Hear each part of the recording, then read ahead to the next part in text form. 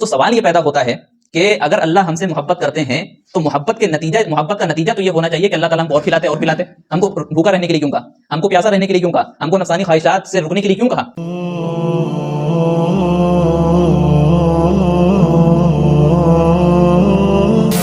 قرآن پاک میں اللہ رب العالمین نے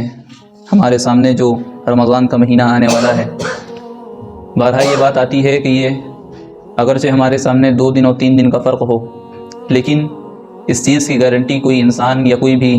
نہیں دے سکتا کہ وہ شخص رمضان پائے گا. کتنے لوگ ایسے ہیں گزشتہ رمضان تھے, اس رمضان نہیں ہیں. کتنے ایسے تھے کہ جو ابھی چند دن پہلے تک کے تھے لیکن اب نہیں ہیں. کتنے ایسے ہوں گے جو ابھی ہیں لیکن رمضان نہیں پائیں گے. تو ہم کو اللہ سے دعا کرنی ہے کہ اللہ ہم کو خیریت و عافیت کے ساتھ رمضان کے بابرکت مبارک مہینے میں پہنچا دے. سمجھنے والی بات یہ ہے, ہم لوگ سب جانتے ہیں کہ رمضان کے روزے ہر عاقل پر, ہر بالغ پر, ہر مسلمان پر, جو مقیم ہو, جو صحیح سالم ہو, اس کے اوپر روزے فرض ہوتے ہیں. روزے کا جو تعلق ہے وہ اس شریعت میں اور اس امت پر پہلی مرتبہ نہیں ہے. روزے کا جو عمل ہے وہ اس امت کے لیے نیا نہیں ہے, تو نئی چیز اس کے لیے نہیں آئی ہے, بلکہ یہ پہلے سے عمل چلتا آ رہا. جیسا کہ قرآن پاک سے ہمیں پتہ چلتا ہے, اللہ رب العالمین نے ایمان والوں کو مخاطب کرتے ہوئے فرمایا تھا کہ اے ایمان والوں, تم لوگوں پر روزے فرض کر دیے گئے ہیں جیسے کہ تم سے پہلے کے لوگوں پر فرض کیے گئے تھے. پہلے کے لوگوں پر روزے کیسے فرض تھے اس کی حقیقت اللہ بہتر جانتا ہے. قرآن ہم سے کہتا ہے کہ پہلے کے لوگوں پر روزے فرض تھے, مطلب تھے, اس میں کوئی شک کی بات نہیں ہو سکتی, گنجائش نہیں. کیسے تھے یہ اللہ بہتر جانے کیسے تھے. پتہ اس سے یہ چلا کہ اس امت کے لیے کوئی نئی چیز نہیں ہے, پہلے سے تھے. سوال یہ پیدا ہوا کہ اگر روزے اس امت کو دیے گئے یا پہلے کے لوگوں کو دیے گئے تو روزے کا مقصد کیا ہے, روزے کا مقصد کیا ہے, روزے کا فائدہ کیا ہے, روزے کا رزلٹ کیا نکلے گا, روزے کا نتیجہ کیا سامنے آئے گا, یہ بھی معلوم ہونا چاہیے. تو قرآن اس کے بارے میں کہتا ہے کہ لعلکم تتقون. روزہ اگر رکھو گے تو تمہارے اندر تقوی کی صفت پیدا ہوگی, روزہ اگر رکھو گے تو تمہارے اندر پرہیزگاری پیدا ہوگی, روزہ اگر رکھو گے تو اللہ کا پاس و لحاظ تمہارے اندر پیدا ہوگا, روزہ اگر رکھو گے تو اپنے آپ کو تم اپنے نفس کو کچلنے والے ہوگے, روزہ اگر رکھو گے تو حال یہ ہوگا تمہارے اندر صبر کا جذبہ بڑھے گا, روزہ اگر رکھو گے تو تمہارے اندر یہ مادہ بڑھے گا کہ غریبوں کی قریب کس طریقے سے اپنی زندگی گزار رہا ہے, ان کے تعلق سے تمہارے اندر فکر بڑھے گی, ان کے تعلق سے تمہارے اندر جذبات اچھے ہوں گے. ٹھیک ہے, روزہ رکھنے سے تمام چیزیں فائدے ہوتے ہیں. روزہ رکھنے سے انسان صبر کرنا سیکھتا ہے, روزہ کرنے سے اس کو جو ہے تمام چیزیں احساس ہو جاتی ہیں, اس کا اندر کا جو ضمیر ہے, اس کے اندرونی جو روحانیت اور نورانیت ہے, اس کا جو دل ہے, وہاں پر اثر کرتا ہے یہ روزہ. اگرچہ ظاہراً ہمارا کوئی عمل نہیں ہوتا, روزہ رکھنا کیا ہے, کوئی نماز کی طرح تو نہیں ہے کہ ایک خاص حیات ہے, خاص شکل ہے. ایک وقت ہے کہ صبح کے طلوع فجر سے لے کے غروب آفتاب تک کے ہم کو کھانے پینے اور نفسانی خواہشات سے رکنا ہے, یہ ایک عمل ہے. لہٰذا اس عمل کو بظاہر کوئی شکل نہیں دی گئی ہے, لیکن اس عمل سے بھی حال یہ ہے کہ ہمارا اندرون جو ہے سدھرتا ہے, ہمارا اندرون مزین ہوتا ہے, منور ہوتا ہے, اور وہ پسندیدہ اللہ کی نظر میں بن جاتا ہے. لہٰذا جو روزہ رکھتا ہے اس کے اندر یہ صفت پیدا ہوتی ہے. دیکھیے ہمارے اندر 2 چیزیں ہیں, دو چیزوں سے مل کر کے انسان بنتا ہے. ایک ہے اس کا جسم کے بغیر انسان نہیں, اور ایک ہے اس کی روح کے بغیر انسان باقاعدہ اس کو ہم زندہ نہیں کہہ سکتے. روح چلی جاتی ہے, ہم کہتے ہیں کہ اس کا انتقال ہو گیا, یہ لاش ہو گیا, اس کا نام بدل کے ہم لاش رکھ دیتے ہیں. لہٰذا جب اللہ نے ہمیں 2 چیزوں سے بنایا ہے, یعنی جسم اور روح, تو دونوں کی کچھ غذائیں ہوں گی, دونوں کو طاقت پہنچانے والی کچھ چیزیں ہوں گی. تو جسم کو طاقت پہنچانے والی چیزیں ہم سب استعمال کرتے ہیں, کھانا ہے, پینا ہے, اچھی چیزیں ہیں جو صحت کے لیے اچھی ہوں اور صحت کو تندرستی دینے والی ہوں اور طاقت و توانائی دینے والی ہوں. تو یہ چیزیں ہمارے جسم کو اور ہماری صحت کو اچھا رکھتے ہیں. اب جو ہم جس چیز سے بنے ہیں 2 چیزوں میں سے جو دوسرا تعلق ہے, اس کو کہتے ہیں روح کا تعلق, اور روح کا پورا علم اللہ کے پاس ہے. کچھ علم اللہ تعالیٰ نے اپنے حبیب جناب محمد رسول اللہ صلی اللہ علیہ وسلم کو دیا, جس کے بارے میں 15ویں پارے میں سورہ بنی اسرائیل میں بھی اس کا ذکر آتا ہے. تو بہرحال دوسری چیز جو روح ہے اور جو اصل ہے, بغیر روح کے انسان نہیں ہے, بغیر روح کے ہم اس کو انسان نہیں کہتے, ہم اس سے باتیں نہیں کرتے, بغیر روح کے ہم کسی سے جو ہے کسی کو باقاعدہ اس کے سامنے بیٹھ کر کوئی کلام نہیں کر سکتے. تو روح اصل ہے, پتہ یہ چلا, جسم اور روح کے تعلق سے روح بھی اصل ہے. تو روح کی پرورش کے لیے, روح کو طاقت پہنچانے کے لیے کیا کام کیا جائے گا؟ بھائی جسم کو طاقت پہنچانے کے لیے ہم نے کھانے کا انتظام کر لیا, جسم کو طاقت پہنچانے کے لیے ہم نے پینے کا انتظام کر لیا, جسم کو طاقت پہنچانے کے لیے ایک طرح سے دیکھا جائے تو اللہ نے ہمیں نیند عطا فرما دی. ٹھیک ہے, بہت ساری چیزیں ہم اپنے جسم کو طاقت پہنچانے کے لیے کرتے ہیں, لیکن ہمارے ساتھ جو روح ہے اور جو جس کے نکل جانے پہ ہم کہتے ہیں کہ انسان گیا اس دنیا سے, تو اس کو طاقت پہنچانے کے لیے کیا چیز اللہ نے رکھی؟ اس کو طاقت پہنچانے کے لیے اللہ نے روزہ رکھا ہے. جب انسان روزہ رکھتا ہے تو اس کی روح کی پرورش ہوتی ہے, اس کے اندر روحانیت پیدا ہوتی ہے, اس کے اندر نورانیت پیدا ہوتی ہے. دیکھیے ایک ہوتی ہے حیوانیت اور ایک ہوتی ہے ملکویت، یعنی فرشتوں کے اندر جو صفت ہے، آسان زبان میں یہ کہہ لیجئے ایک صفت فرشتوں کے اندر ہے اور ایک صفت جانوروں کے اندر ہے۔ ہمارے اندر اللہ تعالیٰ نے دونوں صفتوں کو رکھا ہے، ہمارے اندر اللہ تعالیٰ نے دونوں صفتوں کو رکھا ہے۔ جب ہم کھائیں گے پیئیں گے نفسانی خواہشات پر عمل کریں گے تو یہ کام تو جانور بھی کر رہے ہیں، اس میں کون سی بڑی بات ہے؟ تو ہمارے اندر جو حیوانیت صفت ہے، حیوانی صفت ہے، اس کے اندر اضافہ ہوتا ہے، اس کے اندر جو ہے طاقت آتی ہے، اس کے اندر توانائی آتی ہے۔ لیکن جب ہم کھانے پینے سے رکیں گے کچھ وقت کے لیے، جب ہم کھانے پینے سے کچھ وقت کے لیے رکیں گے تو ہماری روحانیت میں چونکہ طاقت پہنچ رہی ہے، ہمارے اندر نورانیت پیدا ہو رہی ہے، لہٰذا جو فرشتوں کی صفت ہے، فرشتوں کے اندر اللہ تعالیٰ نے جو نورانیت رکھی ہے وہ صفت ہمارے اندر پیدا ہوگی۔ تب ہمارے اندر کی جو حیوانیت ہے، جو درندگی ہے، ایک ہم یہ اگر دوسرے الفاظ میں کہہ لیں کہ جو جانوروں کے اندر جو صفت ہوتی ہے وہ جو ہمارے اندر کھانا پینا نفسانی خواہشات اس کے اندر بھی ہمارے اندر بھی ہے، لہٰذا وہ چیز کم ہوگی۔ ہمارا نفس جو ہم کہتے ہیں کہ روزہ رکھنے سے ہمارا نفس پتلا ہوتا ہے، اگر ہم کھانا کھاتے ہیں اور لگے رہتے ہیں اس میں سال بھر ہم کھا رہے ہیں تو ہمارا نفس موٹا ہو رہا ہے، اللہ کا تابع دار نہیں بن رہا بلکہ اللہ کا نافرمان بھی بن جاتا ہے۔ اگر ہم روزہ رکھ کر کے اپنے آپ کو بھوکا رکھتے ہیں، اپنے پیٹ کو بھوکا رکھتے ہیں، تب ہم اللہ تعالیٰ کے تابع بننے والے ہیں۔ ایک سوال اور اس کا جواب آسان سا کہ لعلکم تتقون، تاکہ تم تقوی اختیار کرو۔ روزے رکھنے کا فائدہ یہ ہے، سوال یہ پیدا ہوتا ہے، مشہور ہے آپ لوگوں میں بات، ہم لوگوں میں بات، کہ اللہ تعالیٰ اپنے بندے اور بندیوں سے بہت محبت کرتے ہیں۔ اللہ تعالیٰ اپنے بندے اور بندیوں سے بہت محبت کرنے والے ہیں، اتنی محبت کرنے والے ہیں کہ مشہور تو یہ کہ 70 ماؤں سے زیادہ، کوئی کہتا ہے 99 ماؤں سے زیادہ، حالانکہ ایسا نہیں ہے، حدیث سے ایسے ہم کو تو کوئی الفاظ نہیں ملتے کہ 70 ماہ یا 99 ماہ، ہاں یہ ہے کہ بہت زیادہ محبت کرتے ہیں، بہت زیادہ محبت کرتے ہیں۔ تو سوال یہ پیدا ہوتا ہے کہ اگر اللہ ہم سے محبت کرتے ہیں تو محبت کا نتیجہ تو یہ ہونا چاہیے کہ اللہ تعالیٰ ہم کو اور کھلاتے اور پلاتے۔ ہم کو بھوکا رہنے کے لیے کیوں کہا؟ ہم کو پیاسا رہنے کے لیے کیوں کہا؟ ہم کو نفسانی خواہشات سے رکنے کے لیے کیوں کہا؟ ہم اگر کسی سے محبت کرتے ہیں، کوئی رشتہ دار ہم کو عزیز ہے، ہماری نانی ہمیں عزیز ہے، ہماری دادی ہمیں عزیز ہیں، تو ہم ان کو اپنے گھر بلاتے ہیں، ان کو کھانے کے لیے طرح طرح کی چیزیں پیش کرتے ہیں، ہم کو مٹھائی بھی پیش کریں گے، اور کھانے کا ٹائم نہیں ہوگا تب بھی ان کے لیے کوئی جو ہے باہر سے لے کر کے آئیں ان کو پیش کریں گے۔ کیوں؟ کیونکہ محبت ہے ہم کو، اللہ کو بھی ہم سے محبت ہے، اللہ کو بھی ہم سے محبت ہے، تو اللہ تعالیٰ ہم کو بھوکا رہنے کے لیے کیوں کہتا ہے؟ یہ سوال پیدا ہوتا ہے۔ اس کا جواب آسان سا یہ ہے کہ اللہ تعالیٰ بھی دیکھ رہے ہیں کہ ہم بھوکے ہیں، اللہ تعالیٰ بھی دیکھ رہے ہیں کہ ہم پیاسے ہیں 1 مہینہ، اللہ تعالیٰ بھی دیکھ رہے ہیں کہ ہمارے ہونٹ سوکھ رہے ہیں، اللہ تعالیٰ بھی دیکھ رہے ہیں کہ ہمارا جو ہے حلق سوکھ کر کے کاٹا ہو گیا ہے۔ لیکن معاملہ کیا ہے؟ معاملہ یہ ہے، اس کی مثال یوں سمجھیے کہ گھر میں ایک بچہ ہے جو چند مہینے کا بچہ ہے یا چند سال کا بچہ ہے، چھوٹا بچہ ہے، اس کی خدا نخواستہ طبیعت خراب ہو گئی، اس کی ماں کیا کرتی ہے؟ ماں لے کر کے جاتی ہے فوراً ڈاکٹر کے پاس، اس کے ماں فوراً ڈاکٹر کے پاس لے کر کے جاتی ہے۔ اس ڈاکٹر نے اس بچے کے لیے دوا جو لکھی وہ کڑوی دوا لکھ دی، جو بچہ جو ہے اس گھونٹ کو پی نہیں سکتا، لہٰذا جب وہ ماں اپنے جو ہے بچے کو دوا پلاتی ہے تو بچہ بھاگتا ہے، ہم نہیں پیئیں گے، ہم دوا نہیں پیئیں گے، دوا پینے کا دوا کھانے کا جب وقت آتا ہے تو وہاں سے بھاگتا ہے۔ ہم کو آپ لوگ کی توجہ صحیح سے نہیں دکھ رہی ہے، تھوڑی روحانیت اور جو بیداری کا ثبوت دیجیے۔ روزے کا فدیہ انشاءاللہ کوشش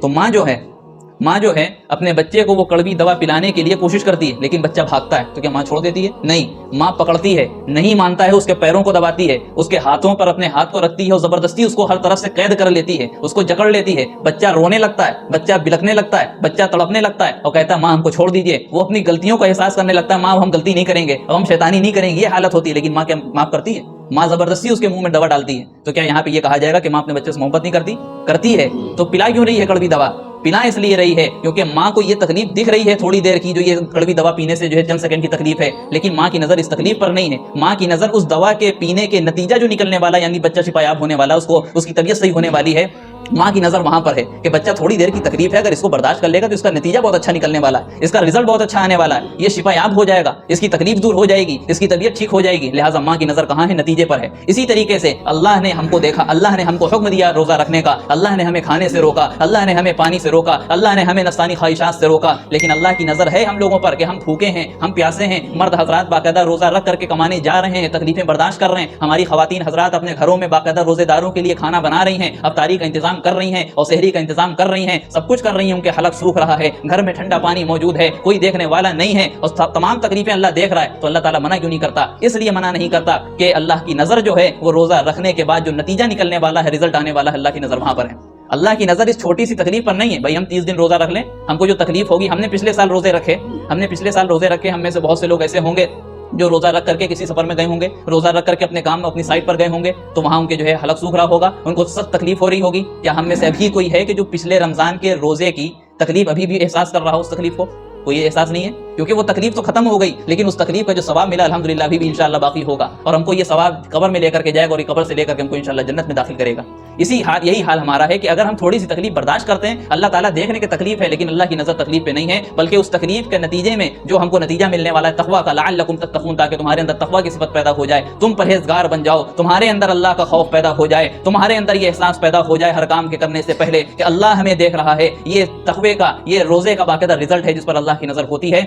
اس لیے اللہ تعالیٰ ہم کو اس چھوٹی سی تکلیف سے اور اس ایک مہینے کے رمضان کے کورس سے ہم کو گزارتا ہے۔ یہ تربیت کا مہینہ ہے، یہ تربیت کا مہینہ ہے۔ ہم حلال چیزوں سے رکتے ہیں، کھانے سے رکتے ہیں، پینے سے رکتے ہیں، حالانکہ یہ حلال تھا، ہم حلال سے جب رک جاتے ہیں تو یہ ایک طریقے سے یہ ہماری تربیت کا اور ہماری پرورش کا مہینہ ہے کہ ہم اپنے آپ کی تربیت کرتے ہیں کہ جب حلال سے رک گئے تو حرام سے بھی تم کو رکنا ہے، حرام کمائی سے رکنا ہے، تم کو سود سے رکنا ہے، تم کو رشوت سے رکنا ہے، تم کو دوسرے کا حق مارنے سے رکنا ہے، اسی طریقے سے تم کو جھوٹ سے بچنا ہے، تم کو غیبت سے بچنا ہے، تم کو عداوت سے بچنا ہے، تم کو حسد سے بچنا ہے، تم کو تکبر سے بچنا ہے۔ یہ روزہ ہمارے لیے تربیت کا مہینہ ہے۔ روزہ رکھنے سے ہماری تربیت ہوتی ہے، ہماری پرورش ہوتی ہے اور ہمارے معاملات اچھے ہوتے ہیں، ہماری آخرت بھی بنتی ہے۔ اور اللہ کے رسول علیہ الصلوۃ والسلام نے حدیث قدسی میں، بلکہ اللہ تعالیٰ نے حدیث قدسی میں فرمایا کہ الصوم لی وانا اجزی بہ، کہ روزہ میرے لیے ہے اور روزے کا بدلہ میں خود ہوں۔ نماز کا بدلہ جنت ہے، زکوٰۃ کا بدلہ جنت ہے، اعمال خیر کا بدلہ جنت ہے، روزے کا بدلہ اللہ کہہ رہے ہیں میں خود ہوں۔ یعنی اللہ جس کو مل گیا اس کو سب کچھ مل گیا، اللہ جس کو مل گیا اس کو سب کچھ مل گیا، اس کے لیے کوئی چیز باقی نہیں ہے۔ لہٰذا ہمارے سامنے جو روزے ہیں ہم سب کو نیت کرنی ہے، پکا ارادہ کرنا ہے کہ جو رمضان کا مہینہ ہمارے سامنے آنے والا ہے اس میں انشاءاللہ ہم کو اللہ کی ذات پر ایمان رکھتے ہوئے، یقین رکھتے ہوئے ہم کو سارے پورے مہینے کا روزہ رکھنا ہے۔ اللہ کے رسول علیہ السلام نے فرمایا تھا کہ من صام رمضان ایمانا واحتسابا غفر له ما تقدم من ذنبه او كما قال، کہ جو شخص یہ رمضان کے مہینے میں روزہ رکھتا ہے، جو شخص رمضان کے مہینے میں روزہ رکھتا ہے اللہ تعالیٰ کے انعامات پر یقین کرتے ہوئے اور ثواب کی لالچ میں، اللہ تعالیٰ اس کے اگلے گناہوں کو معاف فرما دیتے ہیں۔ اسی طریقے سے فرمایا جو اس کی رات میں عبادتیں کرتا ہے اللہ کے وعدوں پر یقین رکھتے ہوئے اور اسی طریقے سے ثواب کی لالچ میں، اللہ تعالیٰ اس کے اگلے گناہوں کو معاف فرما دیتے ہیں۔ اور اللہ کے رسول علیہ السلام نے جو باقاعدہ شعبان کے مہینے میں جو خطبہ دیتے تھے اس میں بھی یہ بات فرماتے تھے کہ یہ مہینہ ایسا ہے جس میں ایک رات ہے جو 1000 مہینوں سے بہتر ہے، اور اس میں ایک نفل کا ثواب اللہ تعالیٰ عام دنوں میں فرض کے برابر کر دیتے ہیں، اور اس میں ایک فرض کا ثواب اللہ تعالیٰ 70 فرائض کے برابر کر دیتے ہیں۔ لہٰذا ہم کو چاہیے کہ اس مہینے سے خوب برکتوں کو حاصل کریں، اس مہینے میں خوب اللہ کی برکتوں کو اور اللہ کی رحمتوں کو اپنے گھروں میں نازل فرمائیں، خوب صدقہ و خیرات کریں، مظلوموں کے لیے، شہداء کے لیے جو فلسطین کے اندر باقاعدہ شہید کیے گئے، اپنے ملک مسلمانوں کے لیے دعا کریں، پورے عالم میں جہاں جہاں مسلمان ستائے جا رہے ہیں ان سب کے لیے ہم دعا کریں اور دعاؤں کو خوب زیادہ اہتمام ہونا چاہیے۔ یہ اگر ہم ایسا کام کرتے ہیں اور تقوی کے ساتھ زندگی گزارتے ہیں اور رمضان کو اچھا بناتے ہیں تو انشاءاللہ اس روزے کا اور اس رمضان کا ہمارے لیے فائدہ نظر آئے گا۔ اور اگر ہم نے ایسا نہیں کیا تو رمضان آتا ہے چلا جاتا ہے، رمضان کا کوئی نقصان نہیں ہوتا بلکہ ہمارا نقصان ہے، اور یہ نقصان ہم کو کل قیامت کے دن نظر آئے گا جب ہم کو اس کا ثواب دیکھنے کو نہیں ملے گا۔ لہٰذا ہم سب ارادہ کریں کہ ہم سب کو روزہ انشاءاللہ رکھنا ہے۔ دوسرا جو اصل ٹاپک آج کے دن کا یہ ہے کہ ہمارے سامنے ہم دیکھ رہے ہیں کہ کس طریقے سے مسجد کا تعمیری سلسلہ شروع ہے اور اس کو اختتام تک پہنچانا بھی ہماری اور آپ کی ذمہ داری ہے۔ اللہ تعالیٰ نے ہمیں اور آپ کو اس لائق بنایا کہ اپنے مال کو اس اللہ کے گھر میں ہم لگانے والے ہوں۔ بہت سے لوگ ایسے ہیں جو ہم میں سے سوچ رہے ہوں گے کہ رمضان کے مہینے میں چونکہ 1 کا 70 ملتا ہے، 1 کا 70 ملتا ہے، اس وجہ سے رمضان کے مہینے میں ادا کریں گے۔ اس چیز کی گارنٹی نہیں ہے کہ ہم رمضان کے مہینے میں زندہ رہیں، اس چیز کی گارنٹی نہیں ہے کہ رمضان کے مہینے تک کہ ہمارے پاس مال باقی رہے، اس چیز کی گارنٹی نہیں ہے کہ اللہ تعالیٰ رمضان کے مہینے میں ہمارا مال قبول کرے۔ ہم کو چاہیے کہ جو وقت ہے ہم اس وقت کو استعمال کر کے اور اللہ کی توفیق کو سامنے رکھ کر کے اور اللہ سے مانگ کر کے اخلاص کے ساتھ اللہ کے راستے میں صدقہ کریں اور اللہ کے گھر میں باقاعدہ تعاون کریں، کیونکہ اللہ کے رسول علیہ الصلوۃ والسلام نے فرمایا تھا کہ جو شخص اللہ کے گھر کو اللہ کے گھر کو اللہ کے لیے بناتا ہے اس زمین پر تو اللہ تعالیٰ ایسے شخص کے لیے جنت میں ایک محل تیار کرتا ہے۔ اگر ہمارا مال لگ رہا ہے مسجد میں تو حال یہ ہونا چاہیے کہ ہم کو خوش ہونا چاہیے کہ اللہ کا فضل ہے، اللہ کا شکر ہے کہ اللہ نے ہمارے مال کو قبول کیا۔ یہ مال اللہ کا دیا ہوا ہے، یہ مال اللہ کا دیا ہوا ہے۔ اگر اللہ دے اور اس کے بعد ہمارے ہی مال کو اپنے گھر میں خرچ کروا لے تو یہ اس سے بڑھ کر کے کوئی سعادت والی بات نہیں ہو سکتی۔ اسی طریقے سے ہم بارہا وہ آیت پڑھتے ہیں کہ مثل الذین ينفقون فی سبیل اللہ کمثل حبۃ انبتت 7 سنابل فی کل سنبلۃ 100 حبۃ واللہ یضاعف لمن یشاء واللہ واسع علیم۔ فرمایا گیا کہ جو شخص اللہ کے راستے میں صدقہ کرتا ہے، جو شخص اللہ کے راستے میں خرچ کرتا ہے، اس کی مثال ایسی ہے جیسے ایک دانہ ہو، اس کو زمین میں ڈالا گیا ہو اور اس سے ایک کوپل نکلی ہو، اس میں 7 بالیاں ہوں اور 7 بالی میں ہر بالی میں 100 دانے ہوں۔ ایک دانے سے اللہ تعالیٰ 100 دانے بنا سکتا ہے۔ پھر آگے فرمایا واللہ یضاعف لمن یشاء، اللہ تعالیٰ جس کے لیے چاہے، یعنی اخلاص کے اعتبار سے جس کے اندر جیسا اخلاص اور جیسا خلوص ہوگا اس کے اخلاص اور خلوص کے اعتبار سے اللہ تعالیٰ اس کے مقام کو اور اس کے اجر و ثواب کو اور زیادہ بڑھا سکتا ہے۔ واللہ واسع علیم، اللہ کے خزانے میں کوئی کمی نہیں ہے، اللہ وسعت والا ہے، اللہ جاننے والا ہے۔ لہٰذا ہم کو آگے بڑھنا ہے اور ایسے موقعوں پر جہاں اللہ کے راستے میں خرچ کرنے کا موقع آئے ہم کو وہاں خرچ کرنا، یہ ہمارے لیے سعادت کی بات ہے، ہمارے مال کے لیے سعادت کی بات ہے، اور اللہ کے شکر ادا کرنا چاہیے کہ اللہ تعالیٰ نے ہمارے مال کو اپنے راستے میں قبول کیا۔ اور جو شخص اللہ کے جو باقاعدہ ایک واقعہ مشہور ہے عرب میں، بلکہ ہارون رشید کے زمانے کا واقعہ کہا جاتا ہے کہ ایک شخص نے ارادہ کیا کہ ہم اللہ کے لیے مسجد بنوائیں گے، کسی اور کا مال اس میں نہیں لگائیں گے۔ اس شخص نے مسجد بنوائی اور اس کے بعد خواب میں دیکھا کہ ایک اس کو محل دیا گیا ہے، بہت اچھا خوبصورت سا محل دیا گیا ہے۔ جب اس نے اس کے بغل میں دیکھا تو ایک اور کم درجے کا محل اس کے لیے تیار، ایک دوسرا محل تیار ہے۔ اس نے فرشتوں سے پوچھا کہ یہ کس کا محل ہے؟ فرمایا فرشتوں نے بتایا کہ یہ اس شخص کا محل ہے جس نے تمہاری بنائی ہوئی مسجد میں تعاون کیا تھا، تمہاری بنائی ہوئی مسجد میں تعاون کیا تھا۔ یہ شخص گھبرا گیا کہ ہم نے تو منع کیا تھا کسی کا تعاون لیں گے نہیں، ہم اپنے ذاتی پیسوں سے بنائیں گے، کون تعاون کر گیا اور کب تعاون کر گیا؟ ہم نے تو منع کیا تھا۔ اپنے لیبروں کو بلایا، مزدوروں کو بلایا، پتہ لگوایا کہ کیسا تعاون ہوا، سب نے انکار کر دیا۔ ایک شخص کھڑا ہوا مزدور، کہنے لگا کہ تعاون کوئی خاص تو نہیں ہوا تھا، ہم جب کام کر رہے تھے تو بالٹی ٹوٹ گئی تھی، ہم کو دوسری بالٹی کی ضرورت تھی، ایک خاتون جا رہی تھی، انہوں نے اپنی بالٹی اللہ کے راستے میں دے دی کہ اس کا استعمال کر لیجیے، لہٰذا وہ خاتون ایک ہے جس طرح تعاون ہم لوگوں نے لیا ہے۔ اس خاتون کو بلوایا گیا کیونکہ اس نے ارادہ کیا تھا کہ ہم پورا پیسہ ہم اپنا لگائیں گے، لیکن جب اس خاتون ملی اور اس کو بلایا گیا تو اس کے سامنے پیشکش کی گئی کہ آپ یہ پیسے رکھ لیجیے جو آپ نے بالٹی دی تھی،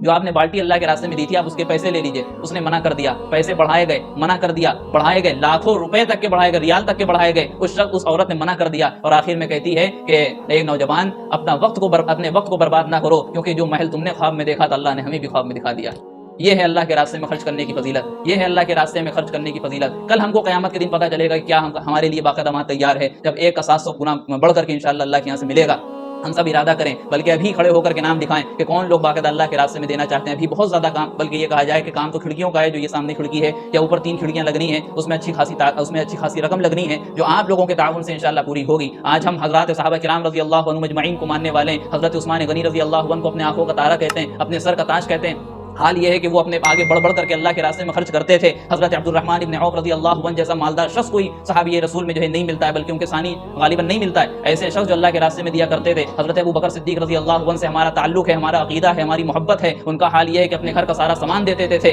اسی طریقے سے حضرت عمر فاروق اعظم رضی اللہ عنہ نے اپنے گھر کا آدھا سامان دے دیا۔ حضرت علی رضی اللہ عنہ کتنی قربانیاں دیا کرتے تھے۔ حال یہ ہے کہ ہم صحابہ کرام کے ماننے والے ہیں، ہم بھی کلمہ پڑھنے والے ہیں، لیکن افسوس یہ ہے کہ آج